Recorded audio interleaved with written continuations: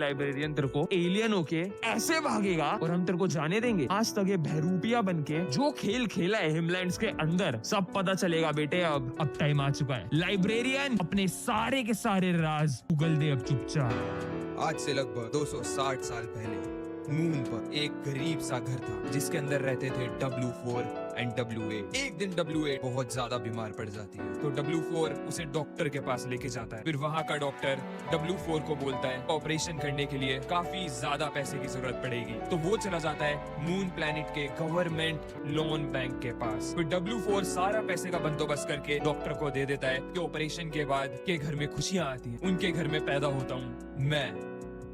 Loan चुकाने की deadline cross हो जाती है और लोन बैंक का मालिक मेरे घर पे आ जाता है। उन लोगों ने एक ना सुनी और मेरे पापा को मेरे सामने मार दिया। एक दिन मैं बहुत ज्यादा बीमार पड़ जाता हूँ। फिर डॉक्टर मेरे पे चेकअप करता है और मेरी माँ को बताता है कि मेरे अंदर एलियन ब्लड की बहुत ज्यादा कमी हो गई है। तो मेरी माँ कहती है जितना भी खून तुम्हें चाहिए ले लो, बस मेरे बच्चे को जिंदा कर दो। उसके बाद मैं तो ठीक हो जाता हूँ लेकिन मेरी माँ।